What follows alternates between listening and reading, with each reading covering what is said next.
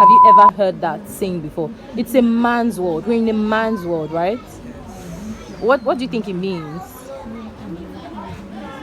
Why are you standing so seriously? For those people that say they're trying to say that it's mostly men that can do things that most that women can't really do. Okay, so as regards consent now, let's say I'm sure there's a girl that you like, or there's someone that you've liked before. She's pretty, of course, now, and then so in a confined space with a lady, you would prefer to seek permission, right? Because it's right. Okay, that's cool. Please high five. You're talking from the aspect of a child, right? So in class, have there been times where you didn't give your consent, or someone didn't give you consent, and that caused a disagreement? How did you feel? Give me an instance. When somebody puts my name in a problem that I didn't want to take part of. Okay. It's a problem. Okay. And Amy Lomo, what do you think consent is? So I think consent is an agreement between two or more people to embark on a particular journey. Right? Like I know in the medical field, when they want to operate on you, they kind of tell you to sign a consent form. Mm-hmm. Same thing. Same thing with school. When you want to allow your child go for excursion, you have to fill a consent form. Yeah, it's just like permission, telling that you are aware and you acknowledge. Exactly. Permission by parents to the school to allow this or what to embark on a journey, field trip, go ahead with the project and and all. Somebody standing for you as a guarantor, or somebody vouching for you. Let's say in the case of husband and wife having a cesarean session, husband will have to fill a consent form to allow them open the wife's belly, and bring out their baby. Exactly.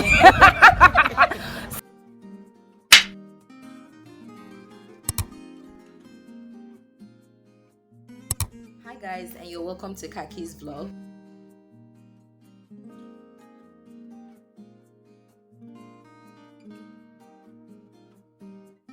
It's been a while I posted content out here and I have missed it, and I'm sure some of you have also missed my content. Well, thanks for those of you who reached out to me and to encourage me. I really appreciate it. Today we're going to be talking about consent. Consent. Okay, so what's consent? What's consent? Well, consent is permission for something to happen or agreement to do something. There are forms of consent. There are parental forms, peer-to-peer, and general forms of consent.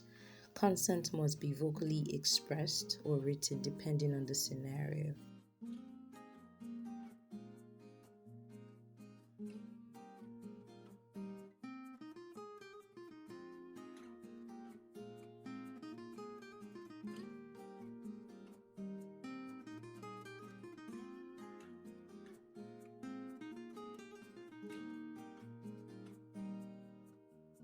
Very well. So now we have an idea of what consent means. But why is it that despite the fact that some of us know what consent is, and to a large extent, a lot of us don't know what consent is?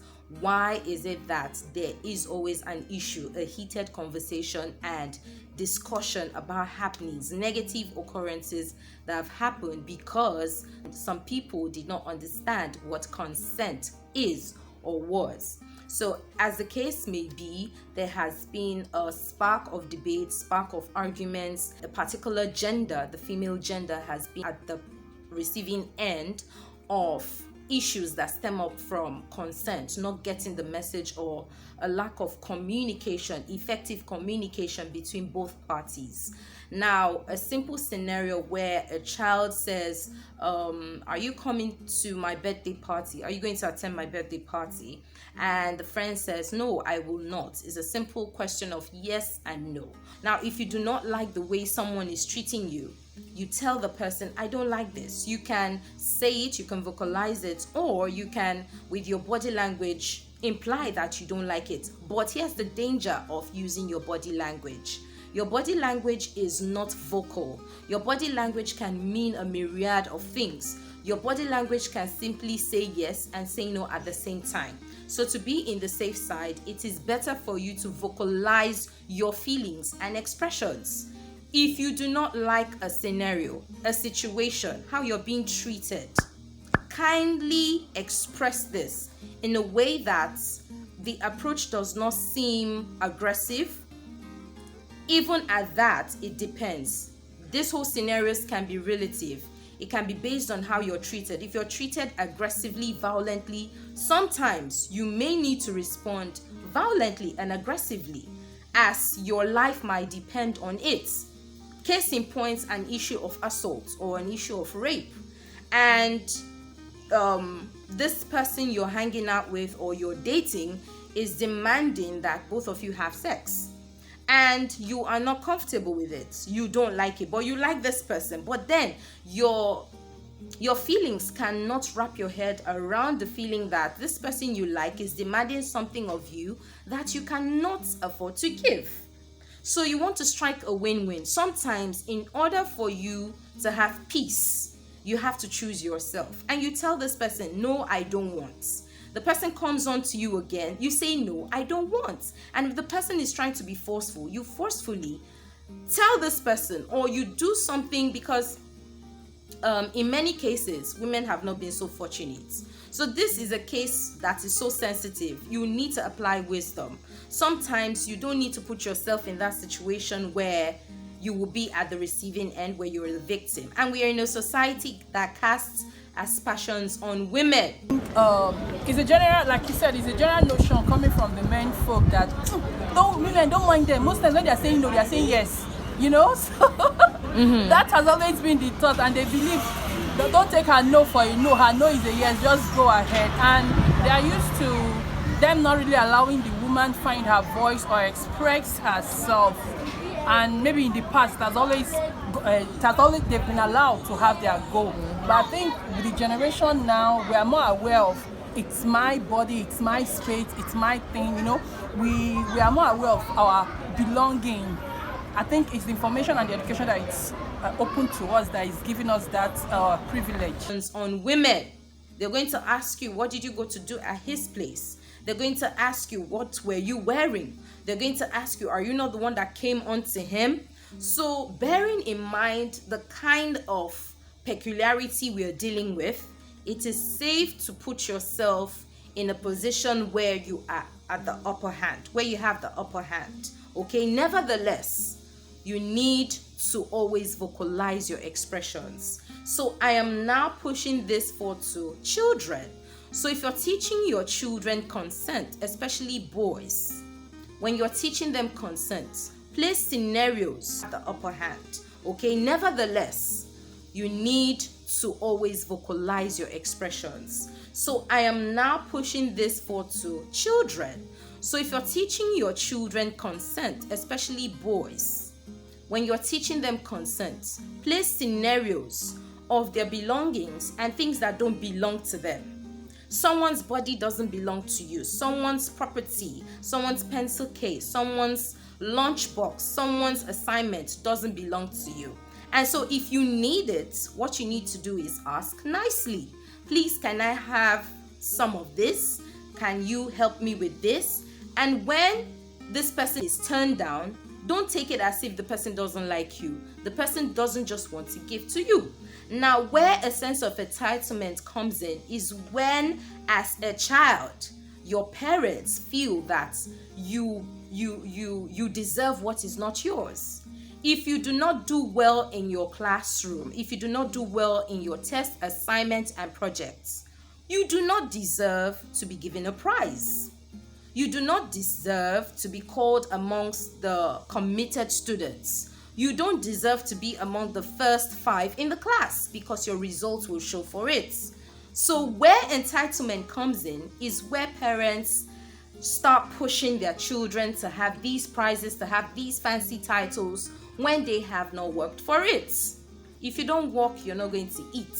If you don't work, you're not going to earn some certain privileges. So we need to start beating that into the minds of our children. Teach them that you are not entitled to what is not yours. you're not entitled to vacation, you're not entitled to these games, simply because you have not put in the work and you're not going to gain this privilege.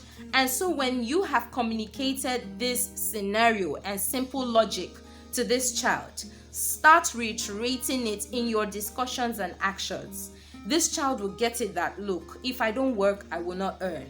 I mean, if you don't work, you're not going to earn a decent wage or salary. So it's the force of nature, it's the force of life, it's a simple dynamic that when you work, you'll be entitled to certain privileges. If you're nice to people, people will be nice to you. If you're kind to people, not necessarily the same people you were kind to will be kind to you, but nature has its way of coming around in full circle and people will be kind to you.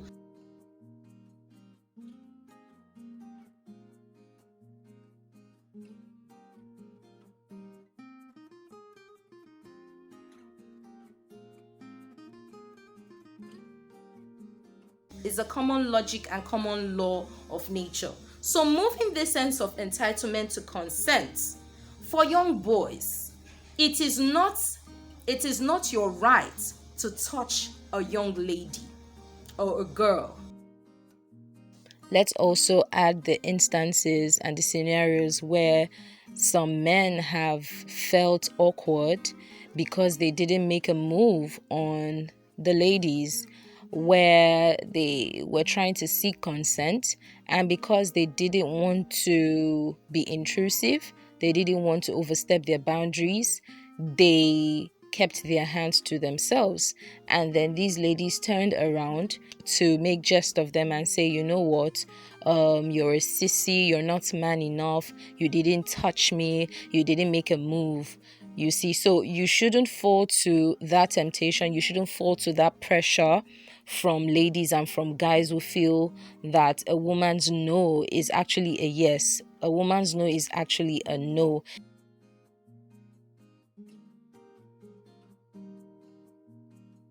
Scenarios like this can be very dicey and touchy, sensitive as well, because in many cases men get into trouble. So if you're in a position with a lady, you need to seek consent. If you're in a position with a guy, you need to seek consent.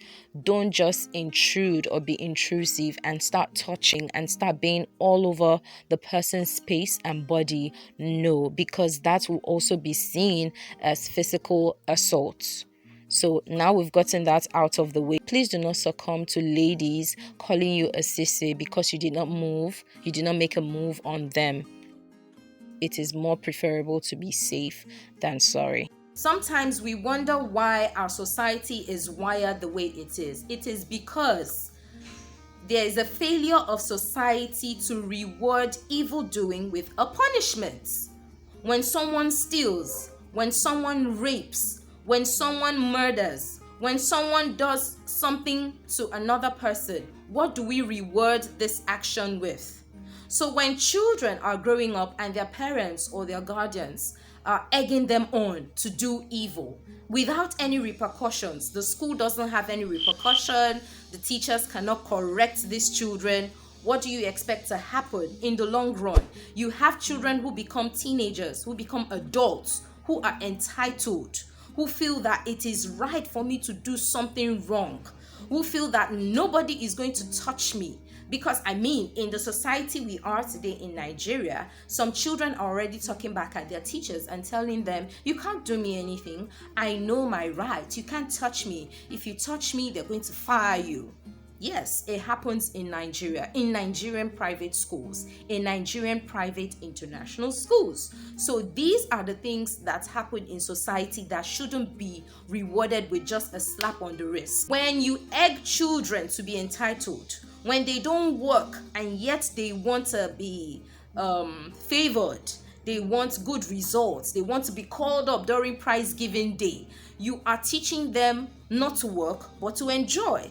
And that is a faulty sense of entitlement, right? The society is going to run amok. We are complaining about our country, Nigeria. Why is it that politicians are stealing? Why is it that people are looting funds? It is because the society, the parents, the family did not do what they were supposed to do initially. And then you have a society that applauds evil, corruption, wickedness, greed. You don't work, but you want to earn. So when we're talking about consent, please reiterate it to your children what consent is. Don't let anybody touch your private parts. And they ask you, what are private parts? You teach them, okay? And you do not make up names for their private parts. Talk about the vagina, talk about the penis, talk about the breast, talk about puberty, talk about wet dreams, talk about every single thing. But at a certain age, you need to water it down so that the children can understand, okay? Don't use John Thomas. Don't use Mary Jane. Don't use your V, your PP. Don't do that, okay? Research and look out for many ways you can communicate how to teach. You can teach them using songs. You can teach them using films, documentaries that will teach these children about consent. When a girl says no, her no is no. When a boy says no, I'm not drinking, I don't want to smoke, I don't want to do this, please respect their decisions and don't force them. I hope we've been able to learn one or two things from today's topic. If you have comments, I'll be happy to receive your comments in the comment section. Leave your comments, share your ideas with me, ask me questions, and I'll be able to respond to your questions. Keep on sharing, keep on subscribing, keep on liking and commenting. Interact with my content as much as possible. It encourages me to put more work out there. Thank you very much and have a nice day. Bye-bye.